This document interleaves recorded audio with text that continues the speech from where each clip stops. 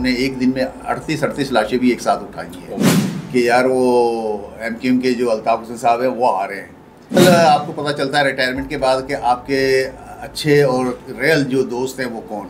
जो Suzuki carry थी उसमें एक आदमी आधा उसका धड़ गाड़ी के अंदर था और आधा धड़ उसका गाड़ी से बाहर पड़ा हुआ था।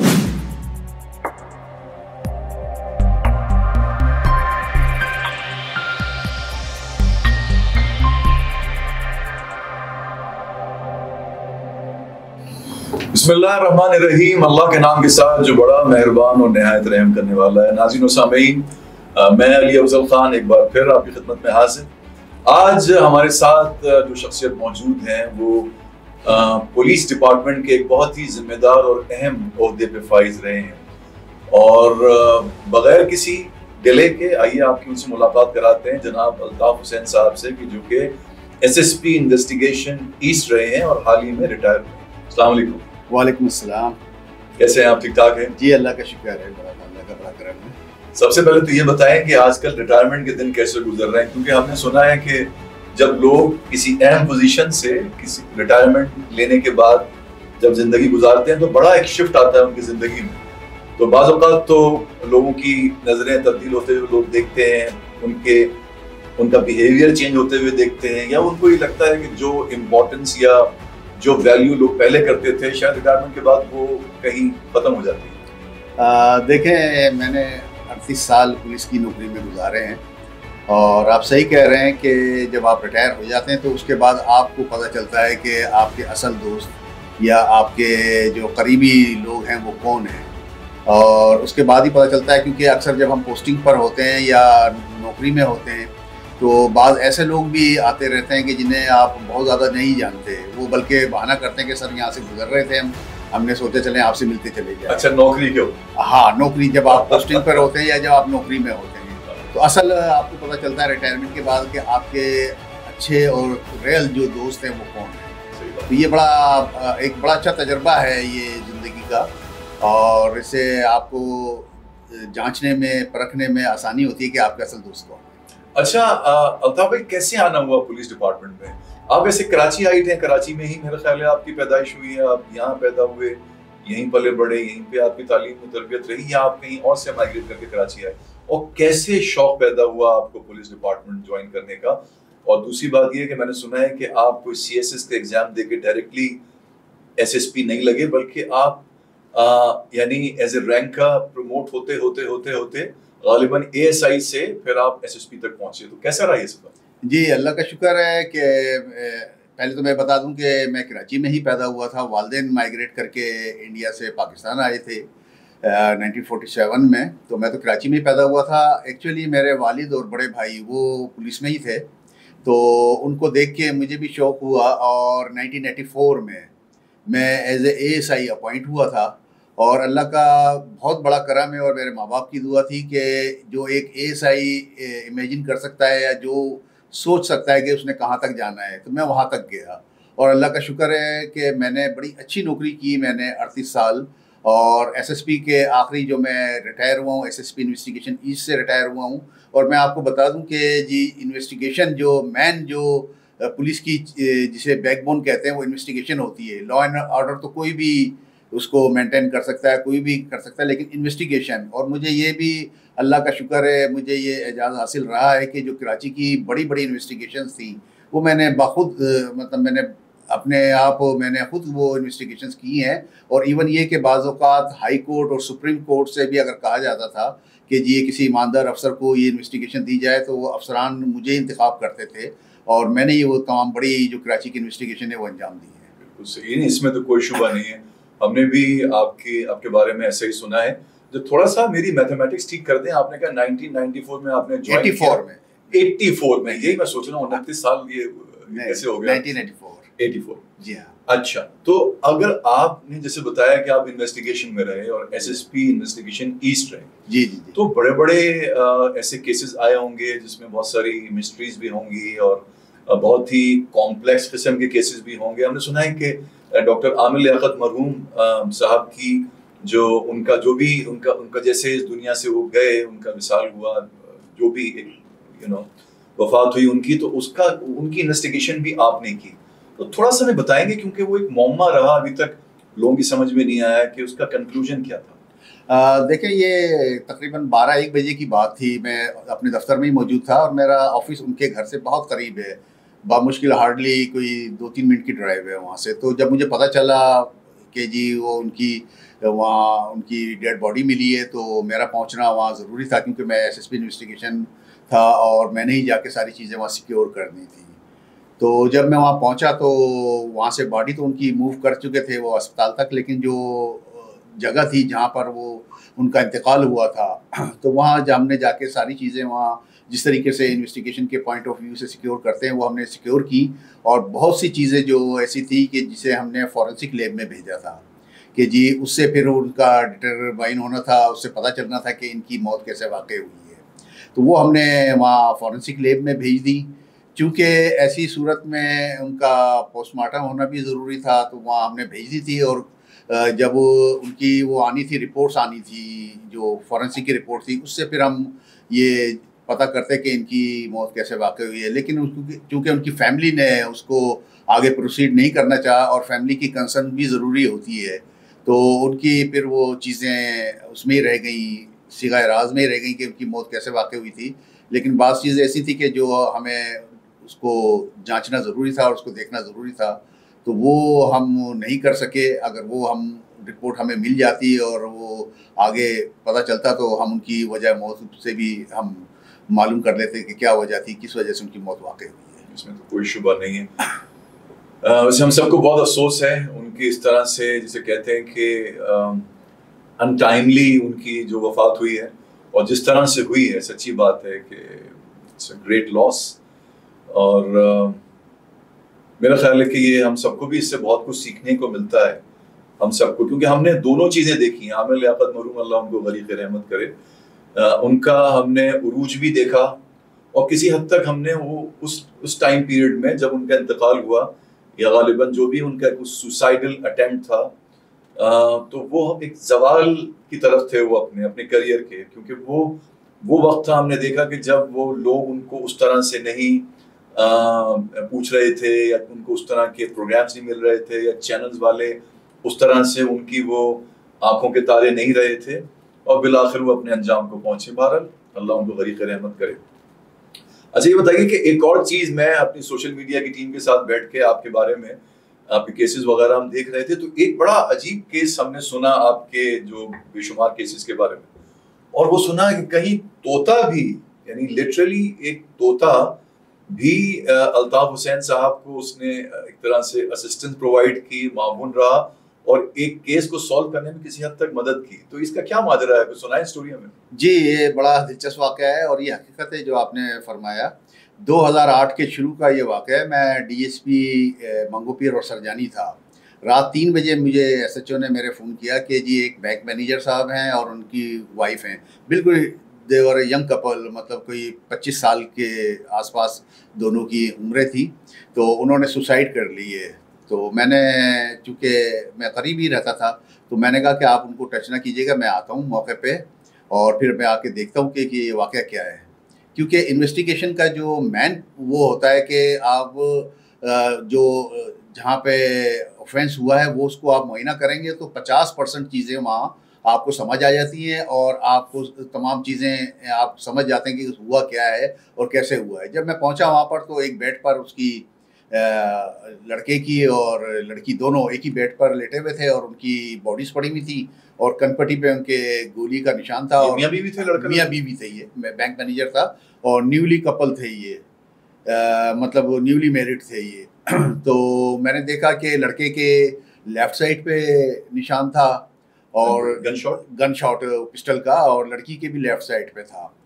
تو میں نے کہا یہ ایک انیوژول سا ہے, کیونکہ جو بھی میں نے پوچھا بھی ان سے کہ یہ سیدھے ہاتھ سے کام کرتا ہے الٹے ہاتھ سے, تو انہوں نے بتایا کہ نہیں یہ سیدھے ہاتھ سے ہی کام کرتا ہے. تو میں نے دیکھا کہ کیونکہ جب میں نے اپنی سروس میں جتنے بھی دیکھا ہے کہ جس نے سوسائڈ کی ہے یا وہ کیا ہے تو وہ ایک قریبی راستہ اپناتے ہیں, ایک جو آسان راستہ ہے وہ اپناتے ہیں, تو سیدھا ہاتھ سے ہی وہ اپنے پسٹل رکھ کے فائر کرے گا. تو میں سمجھ تو گیا کہ یہ مرڈر ہے, یہ کوئی سوسائڈ نہیں ہے یہ. حالانکہ انہوں نے ایک سوسائڈ نوٹ بھی چھوڑا ہوا تھا جس میں انہوں نے ذکر کیا تھا کہ جی یہاں زیور رکھے ہیں, یہ گاڑی کی چابی رکھی ہے جو کہ کرائے کی ہے, وہاں دے دینا, اور ہمارے یہ طوطے, کچھ 3 طوطے تھے ان کے پاس, کہ یہ طوطے ہیں, یہ ہم نے بڑے پیار سے پالے, یہ انہیں دے دیجیے گا. تو میں جب وہاں سے معائنہ کر کے نکلا تو سائڈ ہی ان کے کمرے کے ساتھ ہی ایک چھوٹا سا کمرہ اور تھا, وہاں ایک بہت کافی بڑا پنجرا رکھا ہوا تھا طوطوں کا, اس میں 3 طوطے تھے. تو وہ بھی سہمے ویسے تھے, اور بالکل وہ دیوار کے ساتھ ایک اس میں پنجرے میں ایک ڈنڈی لگی ہوئی تھی, اس پہ تینوں بیٹھے ہوئے تھے اور بالکل کونے پہ لگے ہوئے تھے. تو نیچرلی جس طریقے سے آدمی جب طوطوں وغیرہ کو دیکھتا ہے تو سیٹی بجاتا ہے یا ان سے پوچھتا ہے کیا حال ہے. تو میں گیا, میں نے ایسے ہی پوچھا, میں نے سیٹی بجائی اور طوطوں سے پوچھا کیا حال ہے. تو ایک طوطا اس میں سے کونے سے ایک چلتا ہوا اس ڈنڈی کے اوپر نا میرے قریب آ گیا, چلتا ہوا اس پہ نا, چلتا ہوا میرے پاس آ گیا, اور اس نے کہا کہ جی آپ, میں نے کہا مٹھو بیٹے کیا حال ہے, تو کیا ہوا تھا, میں نے اس سے پوچھا نا, تو اس نے بولا ڈاکو ڈاکو. ہاں, اس نے اس طریقے سے کہا ڈاکو ڈاکو. تو میں نے کہا کہ کتنے تھے, کہنے لگا 3. تو حالانکہ جو ان کے گھر والے تھے جن کی باڈیز ملی تھی وہ کیس نہیں کرانا چاہ رہے تھے, اور نہ ہی انہوں نے کیس کرایا, لیکن ہم نے اپنا اسٹیٹ کی طرف سے کیس کیا وہ, کیونکہ مجھے یقین آ گیا تھا کہ ان کا مرڈر ہوا ہے. جب ہم نے ان کو انویسٹیگیٹ کیا تو پتہ یہ چلا کہ جس بینک میں وہ کام کرتا تھا وہاں ایک چوکیدار تھا جو کہ رحیم یار خان سائٹ کا رہنے والا تھا, اس کی بیوی ان کے ہاں کام کرتی تھی یہ جو صفائی وغیرہ کا. تو ہم نے اس چوکیدار کو پکڑ لیا, چوکیدار کو پکڑا, اس کی بیوی کو پکڑا, اور اس کے بھائی کو پکڑا چوکیدار کے. تو پھر انہوں نے بتایا کہ ہاں ہم نے مارا انہیں. تو ہم نے ہم نے ان سے وجہ موت پوچھی کہ کیوں مارا تم نے ان کو. تو بتا رہے تھے کہ میری بیوی یہاں کام کرتی تھی, اور اس جو مینیجر تھا اس نے اس کے ساتھ زیادتی کی اسی دوران میں. تو مجھے غصہ تھا کہ میری بیوی کے ساتھ اس نے کیوں زیادتی کی. اچھا, پھر ایون یہ کہ وہ شام کو آئے, وہ ایک دودھ کی بالٹی لے کے کہ جی ہم نے دکان کھولی ہے اور یہ آپ دودھ پی کے دیکھیں کیسا ہے. تو وہ دودھ میں انہوں نے بے ہوشی کی دوا ملائی ہوئی تھی, تو اس سے وہ بے ہوش ہو گئے. تو اس نے ان دونوں بھائیوں نے ریپ بھی کیا اس کی بیوی کے ساتھ, غصے میں کہ جی ہماری اس کی بیوی کے ساتھ کیا ہے اس نے ریپ. تو انہوں نے اس کی بیوی کے ساتھ ریپ بھی کیا, جو کہ بعد میں میڈیکل میں ثابت بھی ہو گیا. اور پھر انہوں نے کنفیس بھی کیا کورٹ میں جا کے کہ جی ہاں ہم نے مارا ہے. تو انہیں پھر آخر میں ان کو موت کی سزا بھی ہو گئی, 2 کو, عورت کو تو نہیں ہوئی لیکن ان 2 کو موت کی سزا ہو گئی, اور یہ اس طریقے سے کیس اختتام کو پہنچا. تو ان کو جو موت کی سزا ہوئی وہ پایا تکمیل تک بھی پہنچی؟ جی ہاں, جی ہاں, اس میں پھانسی لگے یا بچ گئے؟ جی ہاں, جی ہاں, اس میں بعد میں ان کو پھانسی بھی 2 کو. جی ہاں, انٹرسٹنگ. تو وہ طوطا صحیح کہہ رہا تھا, اس نے کہا 3 جو ہیں. ہاں بالکل, اس طوطے نے جو دیکھا تھا اس نے وہ بتایا ساری چیزیں, کیونکہ وہ بولنے والا طوطا تھا. اور بعد میں وہ کوئی 1 ہفتے تک ہمارے وہاں بلکہ تھانے میں, سرجانی ٹاؤن تھانے میں رہا, اور پھر اس کے بعد ان کو اس نے جو لکھا تھا ان کے ورثہ کے حوالے کر دیے ہم نے وہ پورے. تو وہ واقعی میں اس میں وہ بولنے والا طوطا تھا, اور اس نے بڑی مدد کری اس میں. تو اگر وہ نہ بتاتا تو ہمیں پتہ بھی نہیں چلتا کہ کتنے لوگ آئے تھے کیا تھا. تو وہ اس نے 3 بتائے تھے, اور تینوں آئے تھے, اور تینوں نے ان کو دودھ پلایا, اور وہ اس سے وہ بے ہوش ہو گیا. اس کے بعد انہوں نے ان کو مار دیا. اچھا, وہ صرف آئے تھے ہی مارنے کی نیت سے, ورنہ وہ زیور بھی لے جاتے, دوسری چیزیں بھی لے جاتے, ایسا کچھ بھی نہیں ہوا تھا. یہ ساری چیزیں اس وقت یہ ہوئی. طوطا یقیناً انعام کا مستحق ہے, انعام ملنا چاہیے تھا طوطے کو. جی. اچھا الطاف بھائی, سن کے مجھے اندازہ یہ ہو رہا ہے کہ آپ کا, چونکہ پولیسنگ میں ویسے بھی یعنی ایک چیز تو طے شدہ ہے کہ you have to have a brave heart, a strong heart, کیونکہ بڑے دل خراش مناظر دیکھنے کو ملتے ہیں, اور ایک عام آدمی تو وہ دیکھ بھی نہیں سکتا شاید. آپ چونکہ انویسٹیگیشن میں رہے اور ایس ایس پی انویسٹیگیشن رہے, تو آپ کا یہ آہستہ آہستہ یہ ایک طرح سے ایولیوشن آئی آپ کی پرسنالٹی میں, کیونکہ ایک دم شروع سے تو نہیں ہوگا کہ ایک دم ایسے مناظر یا ایسے حالات دیکھنے کے قابل ہو آدمی. شروع میں تو آدمی کو لگتا ہے تھوڑا سا.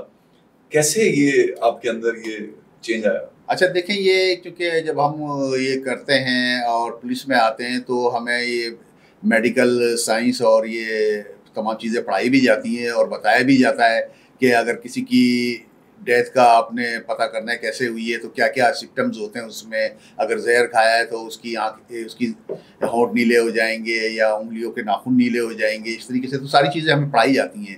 تو جس وقت ڈیڈ باڈی ملتی ہے, بعض اوقات تو ایسی بہت زیادہ ڈیکمپوز باڈی بھی ہمیں دیکھنی ہوتی ہے, تو ہمیں بڑا قریب سے ان کو دیکھنا پڑتا ہے. کہ اس وقت ویسے حتمی رائے تو ایم ایل او ہی دیتا ہے, میڈیکل لیگل آفیسر ہی دیتا ہے, لیکن ہمیں بھی دیکھنا پڑتا ہے کہ قریب سے کہ اس میں کیا کیا چیزیں, کیونکہ ہم ساری چیزیں اس کو فورینسک کے لیے بھیجتے ہیں کہ جی اس کو اس کے آرگنز نکلواتے ہیں، کہ آرگنز نکلوا کے وہ پھر لیبارٹری میں بھیجتے ہیں اس کے لیے کیمیکل کے لیے. تو وہ ساری چیزیں ہمیں کرنی پڑتی ہیں اور بڑی باریک بینی سے اس کی باڈی کی ہمیں سرچ کرنی ہوتی ہے، اس کو دیکھنا ہوتا ہے. تو اس میں پھر ظاہر ہے ہر طریقے کی باڈی ہمیں دکھتی ہیں. ہم نے تو ایک دن میں جب یہ آپ کو جب یہ لسانی فسادات ہوتے تھے، ہم نے ایک دن میں 38 لاشیں بھی ایک ساتھ اٹھائی ہیں.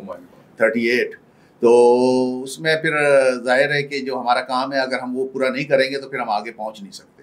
صحیح کہہ رہے ہیں. اچھا اب ایک چپتا ہوا سوال، جی ہو سکتا ہے کہ آپ کو پسند نہ آئے وہ سوال. نہیں کیونکہ وہ صرف آپ کی ذاتی طور پہ تو ہم جانتے ہیں ماشاءاللہ بڑی آپ کی اچھی ساکھ رہی ہے اور آپ کا بیک گراؤنڈ، لیکن ایک جنرل جو ایک پرسیپشن ہے جو کسی حد تک ریئلٹی بھی ہے پولیس ڈپارٹمنٹ کے بارے میں کہ یہاں پہ خاصی حد تک کرپشن ہے. اور ایک بلکہ ہم نے میڈیا پہ سنا کچھ عرصے پہلے کہ جناب پتہ نہیں کتنے 100، پتہ نہیں وہ سٹوری ٹھیک تھی یا ایک فیری ٹیل تھی، پلانٹڈ تھی، آئی ڈونٹ نو، کہ کتنے ایسے پولیس کے افسران تھے جو بہت سارے کرائمز کے اندر ملوث رہے تھے اور وہ پولیس ڈپارٹمنٹ کے اہم عہدوں پہ فائز رہے تھے. اب آئی ڈونٹ نو آپ تصدیق کیجیے گا بات ٹھیک ہے کہ نہیں. یہ کبھی وہ وقت آئے گا جب کراچی کے لوگوں کو یا اس ملک کے لوگوں کو پولیس آفیسر کو دیکھ کے تحفظ کا احساس ہوگا؟ یعنی ابھی تو سچی بات ہے کہ وائس ورثہ ہے. ایک تو یہ ہے کہ ایک طرح سے ایک ڈائلیما ہے کہ ایک طرف ایک انسان کے ساتھ کوئی سانحہ ہو جائے، کوئی واقعہ ہو جائے، اور پھر وہ پولیس یعنی اسٹیشن جاتے ہوئے بھی گھبراتا ہے، ڈرتا ہے کہ یار کہیں آسمان سے گرے کھجور میں نہ اٹک جائیں. کیا وہ دن آئے گا کہ یہ پاک ہو سکتا ہے، ہم چین کی زندگی گزار سکتے ہیں؟ اور کیا عوامل ہیں اگر آپ سمجھیں اس پہ تھوڑا تبصرہ کریں. دیکھیں جو یہ ہمارا معاشرہ ہے یہ ظاہر ہے اچھے اور برے دونوں افراد سے مل کے بنتا ہے. سارے اچھے ہو جائیں گے تب بھی نہیں چلے گا، سارے برے ہو جائیں گے تب بھی نہیں چلے گا. اور دوسرے دیگر ڈپارٹمنٹس کی طرح پولیس ڈپارٹمنٹ میں بھی اچھے لوگ بھی ہیں اور برے لوگ بھی ہیں. تو پولیس سے شکایت اس لیے ہوتی ہے کہ پولیس کے پاس آپ جاتے ہیں کوئک ریسپانس کے لیے.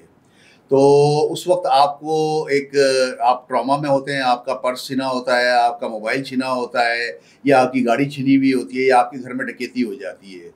تو ہم کوشش یہ کرتے ہیں کہ جی وہاں جو پولیس اسٹیشن میں رپورٹنگ جس کو آپ نے کرنی ہے، رپورٹنگ آفیسر جو ہے وہ کوئی اچھا بٹھائے تاکہ وہ اس کو نارملائز کرے، کیونکہ آپ کو اس وقت تسلی کی اور تشفی کی ضرورت ہوتی ہے. یہ بدقسمتی سے بعض اوقات ایسے بھی لوگ ہوتے ہیں کہ جی وہ اگر آپ کی کار چھن گئی ہے اور آپ کہیں گے جی میری کار چھن گئی ہے فلاں جگہ میں کھڑا تھا، تو وہ یہ پوچھتا ہے کہ تو نے کار کھڑی کیوں کی تھی وہاں؟ تو ظاہر ہے آپ کو صدمہ ہوگا، آپ بولیں گے یار یہ تو ایک تو میری کار چلی گئی ہے لاکھوں کی اور یہ مجھ سے بدتمیزی بھی کر رہا ہے. تو اب کوشش یہ کی جا رہی ہے کہ جو پولیس میں رپورٹنگ سینٹر ہے وہاں پر اچھے لوگ بٹھائے جائیں جو پہلے تو کم از کم اس کا دکھ شیئر کریں، اس کی تسلی دیں، اس کو وہ کریں، اور اس کے بعد پھر اس سے پوچھیں کہ بھائی تمہارے ساتھ کیا واقعہ ہوا ہے. تو دوسرے یہ کہ جہاں تک کرپشن کی بات کی ہے تو میں آپ کو بتا دوں کہ پولیس ایک واحد ادارہ ایسا ہے کہ جس میں کرپشن کی شکایت پہ فوری طور پہ نوٹس لیا جاتا ہے اور فوری طور پہ اس کے خلاف کارروائی کا آغاز ہوتا ہے. آپ دوسرے ڈپارٹمنٹ میں کہیں بھی آپ دیکھ لیں، کسٹم دیکھ لیں، دوسرے ڈپارٹمنٹ کا بتا رہا ہوں، وہاں اتنی جلدی نہیں لیا جاتا اور وہاں لوگ خوشی خوشی پیسے دے کے آتے ہیں اور چلے جاتے ہیں. وہ کہتے ہیں کہ جی چلو 5 لاکھ کا کسٹم تھا، میں نے 50,000 روپے دے دیے، میرے بچ گئے پیسے. یہاں آپ سے وہ اگر کوئی پیسے لے رہا ہوتا ہے پولیس والا یا کوئی وہ لے رہا ہوتا ہے تو وہ آپ سے زور کے طور پہ لے رہا ہوتا ہے، وہ تھریٹنگ کر کے لے رہا ہوتا ہے. اس وجہ سے وہ محسوس بھی ہوتا ہے اور پتہ بھی چلتا ہے. اور چونکہ ہمارے یہ معاشرے کا بڑا نمایاں ویزیبل محکمہ ہے تو اس وجہ سے لوگ زیادہ اس سے ناراض بھی ہوتے ہیں اور ان کا زیادہ انٹریکشن بھی پولیس کے ساتھ ہی ہوتا ہے. تو اب جو میں دیکھ رہا ہوں کہ اب اس پہ بہت زیادہ توجہ دی جا رہی ہے ہائی لیول پہ بھی. جو آئی جی صاحب ہیں یا جو دوسرے ڈی آئی جی صاحبان بھی ہیں وہ بھی یہ چاہ رہے ہیں کہ اس میں کم سے کم شکایت کی جائیں. لیکن میں آپ کو بتا دوں کہ سب سے زیادہ ایکشن اگر کوئی شکایت ہوتی ہے تو پولیس کے خلاف ہی لیا جاتا ہے اور ان کے خلاف کارروائی بھی ہوتی ہے. ایسا نہیں ہے کہ صرف ایکشن لیا جاتا ہے اور کوئی کارروائی نہیں ہوتی، لیکن کارروائی بھی ہوتی ہے. لیکن ہماری بدقسمتی یہ ہے کہ اس کو بہت زیادہ اس کو ہائی لائٹ نہیں کیا جاتا، اس کو بہت زیادہ اجاگر نہیں کیا جاتا، تو لوگوں کو یہ شکوہ تو رہتا ہے. صحیح بات ہے. اچھا کیا آپ یہ نہیں سمجھتے کہ اس کی بنیادی وجہ یہ بھی ہو سکتی ہے کہ اگر تو جو پولیس ڈپارٹمنٹ ہے یا پولیس آفیسرز ہیں ان کا تعلق جس صوبے سے ہے، جس شہر سے ہے، اگر وہاں کے مقامی لوگ اس ڈپارٹمنٹ میں ہوں گے تو لوگوں کو اپنی پریشانی یا وہ جو سانحہ یا وہ جو حادثہ یا جو وقوع ہوا ہے اس کو شیئر کرنے میں ذرا آسانی ہوگی. میرے سوال سے میں یہ نہیں کہنا چاہ رہا خدا نخواستہ کوئی لسانی تفریق کی بات میں کر رہا ہوں, مگر میں ایک وزڈم کی بات کر رہا ہوں, ایک سسٹم کی بات کر رہا ہوں کہ اگر جیسے سندھ پولیس ہے, خاص طور پہ کراچی کی پولیس کی ہم بات کرتے ہیں کیونکہ ہم یہاں پیدا ہوئے, یہاں پلے بڑے, تو اگر ہم دیکھتے ہیں کہ کراچی پولیس کے اندر کراچی جو لوگ ہیں, جو کراچی آئے ہیں, جو کراچی کے لوگ ہیں, ان کا فقدان دیکھتے ہیں, اور ہم دیکھتے ہیں کہ شاید پنجاب سے یا انٹیریئر سندھ سے یا اور جگہوں سے ہم دیکھتے ہیں پولیس آفیسرز موجود ہیں. تو آپ کیا نہیں سمجھتے کہ کراچی کے اندر اگر کراچی کے پولیس آفیسرز ہوں تو یہ عوام کے لیے بہتر رہے گا؟ جی ماشاءاللہ بہت اچھا آپ نے سوال کیا ہے, اور یہ میں آپ کو بتا دوں کہ پوری دنیا میں جو پولیسنگ ہے وہاں میٹروپولیٹن پولیس ہے, صرف جو ہمارا پاکستان ہے اس میں نہیں ہے. میں نے 4 سال یونائٹڈ نیشن کے ساتھ بھی کام کیا ہے. اچھا, یہ کون سا دور تھا؟ یہ میں نے یہ 99 سے 2001 اور پھر 2006 سے 2007 تک میں پیس کیپنگ مشن میں رہا ہوں, اور وہاں ہم جا کے جو وہاں کی مقامی پولیس تھی اس کو ہم ٹرین کرتے تھے اور ان کو آبزرو کرتے تھے. تو وہاں بالکل جو اس طرح آپ نے فرمایا ہے اسی طریقے سے ہے کہ وہاں کی مقامی پولیس ہوتی ہے اور وہ اس کو آن کرتے ہیں, کیونکہ وہ ان کا اپنا شہر ہوتا ہے, اس کو آن کرتے ہیں. ہماری شروع سے بدقسمتی یہ رہی ہے کہ ہماری پولیس پولیٹیسائز رہی ہے, سیاسی طور پہ استعمال ہوتی رہی ہے اور سیاسی پریشر ان پہ زیادہ رہا ہے. اگر آپ کی میٹروپولیٹن پولیس ہوگی اور اس میں کوئی سیاسی پریشر نہیں ہوگا تو وہ زیادہ بہتر کام کر سکتی ہے, اور اگر اس میں مقامی لوگ ہوں گے تو وہ اور زیادہ بہتر کام کریں گے, کیونکہ اس کو ڈر ہوگا کہ میں آج علی افضل صاحب سے بدتمیزی کر رہا ہوں تو یار کل کو مجھے یہ میری گلی کے باہر دوسری جگہ مل جائیں گے تو یہ مجھ سے کس طریقے سے ریئیکٹ کریں گے, تو مجھے خوف ہوگا, ڈر ہوگا. لیکن ایک شخص اگر وہ وہاں سے 2000 کلومیٹر سے یا 1500 کلومیٹر سے یا 200 کلومیٹر دور سے آیا ہو تو اس کو تو پرواہ ہی نہیں ہے, اس نے علی افضل صاحب کی بے عزتی کر دینی ہے. اسے معلوم ہے کہ میرا اس کے بعد اس سے کوئی واسطہ نہیں پڑنا ہے, اور میں اپنے گاؤں میں ہوں گا, میری وہاں فیملی ہے, میری وہاں جڑیں ہیں, وہاں میری روٹس ہیں, مجھے کوئی فکر نہیں ہے. لیکن اگر آپ کراچی کی ہی ہیں تو الٹیمیٹلی آپ نے کہیں نہ کہیں آپس میں مل جانا ہے, کہیں نہ کہیں آپ کا آمنا سامنا ہو جانا ہے. تو میں یہ کوشش کروں گا ان سے اچھے طریقے سے بیہیو کروں اور اچھے طریقے سے ان سے ڈیل کروں تاکہ کل کو ان کو شکوہ شکایت نہ ہو. تو یہ بڑا اچھا سوال ہے کہ یہ ایک مین ریزن ہے کہ لوگوں کا ناراض ہونا کہ جی یہ میرے ساتھ بدتمیزی کی ہے, میرے ساتھ روڈلی اس نے بیہیو کیا ہے. تو میں سمجھتا ہوں کہ اگر ہم بالکل جو ورلڈ لیول پہ پولیسنگ ہو رہی ہے اس کو جب تک ہم نہیں اپنائیں گے ہم اسی طریقے سے ڈفرینسز کا شکار رہیں گے. بالکل ٹھیک ہے. انشاءاللہ ہم چاہتے ہیں کہ ہم اپنی جیسے کہتے ہیں کہ زندگی میں ایسا دیکھیں, کیونکہ ہم نے تو جو پاکستان دیکھا اور جو یعنی پولیس ڈپارٹمنٹ میں جو یہ خامیاں یا کوتاہیاں یا کمیاں دیکھی, اللہ کرے کہ جو آنے والی ہماری نسل ہے وہ پولیس دیکھے جس کا ہم خواب دیکھتے ہیں یا دیکھنا چاہتے ہیں. مگر چونکہ وہ بقول غالب کے آہ کو چاہیے عمر اثر ہونے تک, کون جیتا ہے تیری زلف کے سر ہونے تک. جی تو انشاءاللہ let's hope for the best. اچھا ایک اور سوال, یہاں پہ سیلف ڈیفenس کے طور پہ ہم دیکھتے ہیں کہ اس میں قانون کیا کہتا ہے.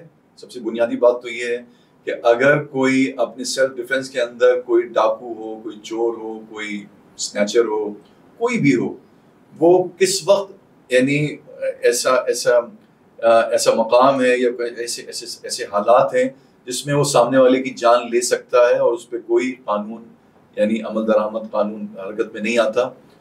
تو وہ کیا ایسا قانون کہتا ہے اس بارے میں, کیا سیلف ڈیفenس کے اندر سامنے والے ڈاکو کو یا چور کو انسان مار بھی سکتا ہے؟ اور اس سے ایک اور اس سے ملتا جلتا سوال, ذیلی سوال, کہ سیلف ڈیفenس کے لیے لائسنس کا حصول ایک عام آدمی کے لیے مشکل تقریباً ناممکن کیوں ہے؟ اچھا پہلے تو میں یہ بتا دوں, پہلے سوال کا آپ کو جواب دے دوں کہ بالکل ایسی سیکشن ہے تعزیرات پاکستان پینل کوڈ میں سیکشن 100 جس میں یہ واضح طور پہ لکھا ہوا ہے کہ اگر آپ کی جان و مال کو خطرہ ہے تو آپ اس کو مار سکتے ہیں. اور ایسا بیشتر پہلی کافی دفعہ ہوا بھی ہے, اور اس میں پولیس اس کو انکریج کرتی ہے کہ جس نے کسی ڈاکو کو مار دیا ہے یا کوئی اس کی جان و مال کو خطرہ تھا اور یا گاڑی چھین رہا تھا یا موبائل چھین رہا تھا, تو اس میں پھر ہمارے جو پولیس افسران ہیں, سینئر پولیس افسران ہیں, اس کو بلا کے انکریج بھی کرتے ہیں, اس کو انعام بھی دیتے ہیں, اس کو سرٹیفکیٹ بھی دیتے ہیں. تو پہلے تو میں یہ بات کلیئر کر دوں کہ اس میں کوئی دو رائے نہیں ہے. سیکشن 100 آپ کو سپورٹ کرتی ہے پاکستان پینل کوڈ کی, اور اس میں آپ اس کو مار سکتے ہیں. اور دوسرا جو آپ کہہ رہے ہیں کہ جی لائسنس کیری ویپن کیری کرنے کے لیے اور لائسنس کا حصول اتنا مشکل کیوں ہے، تو اس میں تھوڑا سا آپ صحیح کہہ رہے ہیں کہ اس میں کافی مشکلات آتی ہیں، لیکن اس میں جو آپ کا کنسرن ڈی سی ہے اس کو پاور ہے کہ وہ آپ کو چیک کرے کہ آپ ماشاءاللہ ایک کاروباری آدمی ہیں یا آپ ایک جینٹل مین ہیں، آپ کی کوئی، کیونکہ جب لائسنس دیا جاتا ہے تو اس سے پہلے پولیس ویریفیکیشن بھی ہوتی ہے، تو وہ پولیس ویریفیکیشن بتا دیتی ہے کہ جی علی افضل صاحب ایک کاروباری آدمی ہیں یا ان کا اپنا بزنس ہے تو ان کو لائسنس کی ضرورت ہے، تو وہ دے دیتے ہیں۔ تھوڑی سی اس میں مشکلات تو ہیں لیکن لائسنس مل جاتا ہے، تو اس میں آپ وہ پھر ویپن بھی آپ کیری کر سکتے ہیں اور اس کو آپ اپنے ساتھ رکھ بھی سکتے ہیں۔ اوکے، کوئی اور واقعہ اگر آپ یہاں پہ، بالکل ہم اپنے اینڈ پہ ہیں سیشن کے، کہ جیسے ہم نے ایک دو واقعات سنے، کوئی اور واقعہ آپ کے پورے پولیس کیریئر کے اندر جو بہت ہی انٹرسٹنگ ہو یا کوئی مسٹری ہو یا آپ کے لیے بھی وہ ایک آئی اوپنر کے طور پہ ہو واقعہ انویسٹیگیشن کا؟ جی انویسٹیگیشن میں، اور ویسے واقعے کی میں آپ کو بتا دوں کہ ایک یہ 91 کا یہ ذکر ہے، میں ایس ایچ او جوہر آباد تھا، تو 91 میں ایس ایچ او جوہر آباد تھا، تو مجھے میرے ڈی ایس پی کا فون آیا کہ یار وہ ایم کیو ایم کے جو الطاف حسین صاحب ہیں وہ آ رہے ہیں 91 میں، وہ آ رہے ہیں تو آپ پہنچیں علاقے میں۔ تو میں نے کہا اچھا ٹھیک ہے۔ میں جب عائشہ منزل چورنگی سے گزرا تو میں نے کچھ فائرنگ کی آواز سنی اور اس کے بعد ایک بڑا دھماکہ ہوا، تو میں مڑ کے پہنچا تو آپ نے دیکھا ہوگا امام بارگاہ ہے، بالکل اسلامک ٹرسٹ امام بارگاہ ہے، بالکل عائشہ منزل چورنگی پہ۔ تو وہاں میں نے دیکھا کہ کیری جو سوزوکی کیری تھی اس میں ایک آدمی آدھا اس کا دھڑ گاڑی کے اندر تھا اور آدھا دھڑ اس کا گاڑی سے باہر پڑا ہوا تھا۔ تو میں نے رک کے پوچھا تو پتہ چلا کہ یہ پیچھے پی ایس او کا پمپ تھا، وہاں سے ڈکیتی کر رہے تھے کہ اتنے میں موبائل آ گئی، اس کی جوراب اس کی گلبر کی موبائل آ گئی اور اس نے انہیں روکا، تو وہ بالکل الٹا وہ رانگ سائڈ پہ مڑ گئے اور انہوں نے، ایک نے ہینڈ گرینیڈ تھا اس نے وہ پھینکنے کی کوشش کی، ہینڈ گرینیڈ اس کے اوپر نا پولیس موبائل کے اوپر، تو وہ سامنے سے ایک بجری کا ٹرک آ رہا تھا، اس نے ان کی سوزوکی جو ڈبہ جیسے کیری کہتے ہیں اس کو ٹکر ماری، تو وہ ہینڈ گرینیڈ اس کی گود میں پھٹ گیا اور وہ آدھا وہ کھڑکی سے باہر تھا اور آدھا وہ اس کا دھڑ باہر گرا ہوا تھا۔ تو میں نے اسی وقت ان کو کہا کہ میں نے کہا یہ واقعہ ہو گیا، ڈی ایس پی کو بتایا، میں نے کہا ان کو کسی اور طرف سے لے جائیں ان کے پروسیشن کو، تو لیکن وہ اتنے میں آ چکے تھے، وہ وہاں انہوں نے رک کے دیکھا بھی اس کو، تو پھر انہوں نے رک کے دیکھا بھی اور پھر انہوں نے وہاں جا کے اپنے رہائش گاہ پہ جا کے انہوں نے اناؤنس کر دیا کہ جی یہ میرے اوپر قاتلانہ حملہ تھا۔ تو حالانکہ وہ قاتلانہ حملہ ان کے اوپر نہیں تھا، وہ ایک سمپل سا ایک ڈکیتی کا کیس تھا اور ہٹ اینڈ رن والی بات تھی، تو وہ پھر وہ ایک بڑا لمبا، وہ ایک اس زمانے میں تو ظاہر ہے وہ بہت ایک بڑی بات تھی، تو بڑا وہ افسران پریشان ہوئے اور پھر خیر ہم نے بعد میں پکڑ بھی لیے دوسرے لوگ بھی ان کے جو ساتھی تھے، تو یہ ایک بڑا دلچسپ کیس تھا۔ تو یہ میں نے کہا کہ کبھی ایسا موقع آیا کہ جب بھی کبھی یعنی آپ تھرو آؤٹ انویسٹیگیشن میں نہیں رہے ہوں گے کہ بالکل آپ کو جیسے ہم دیکھتے ہیں ڈراموں میں یا فلموں میں کہ جب بالکل آمنے سامنے اور آپ کی لائف جو بالکل وہ اسٹیج پہ آ گئی ہو، لگا ہو کہ آپ کو دوسری زندگی ملی ہو؟ شاید آپ کو پتا ہو، اگر آپ کو یاد ہو 1987 میں ایک پولیس مقابلہ ہوا تھا نارتھ اعظم آباد میں امان اللہ مبارکی کا، بہت مشہور مقابلہ تھا، وہ آپ کو یاد ہوگا۔ تو اس میں ہمارے ڈی آئی جی صاحب زخمی بھی ہوئے تھے اور وہ بعد میں تینوں ڈاکو مارے بھی گئے تھے، تو وہ ہم نے بالکل فیس ٹو فیس ہم نے مقابلہ کیا تھا اور وہ بہت بڑا ایک انسیڈنٹ تھا، ہاں بالکل بڑا مشہور تھا وہ۔ اور اس کے علاوہ بھی کافی جو ویسے مقابلے ہوتے رہے ہیں تو وہ بھی ہوئے ہیں، لیکن اللہ کا شکر ہے کہ کبھی کوئی ایسا وہ نہیں ہوا کہ کسی کے ساتھ اس میں کوئی کیجویلٹی ہوئی ہو، تو یہ کافی چیزیں ہوئی ہیں ہمارے ساتھ۔ نہیں، سچی بات یہ ہے کہ میں جہاں پہ جیسے الطاف حسین صاحب بات کر رہے تھے کہ ہر ڈپارٹمنٹ کے اندر اچھے برے لوگ ہوتے ہیں، لیکن اس ڈپارٹمنٹ کے اندر بھی یقیناً وہ لوگ جو اپنی جانوں کو داؤ پہ لگاتے ہیں اور جو اچھے پولیس آفیسرز کی میں بات کر رہا ہوں، اور وہ یقیناً وہ جو تنخواہیں تو ان کی بہت کم ہوتی ہیں تو وہ اپنی تنخواہوں کے لیے تو نہیں کر رہے ہوتے، یقیناً ان کے دل کے اندر وہ جو جذبہ ہوتا ہے جس کی وجہ سے وہ اپنی جانوں کو داؤ پہ لگا دیتے ہیں۔ تو یقیناً ہم سب ان کو خراج تحسین پیش کرتے ہیں، سندھ پولیس کو، کراچی پولیس کو۔ آخر میں بہت شکریہ آپ تشریف لائے، تھینک یو ویری مچ۔ انشاءاللہ پھر کبھی کسی اور پوڈ کاسٹ میں انشاءاللہ آپ سے ملاقات کریں گے کسی نئی شخصیت کے ساتھ. تب تک اپنا بہت خیال رکھیے. فی امان اللہ.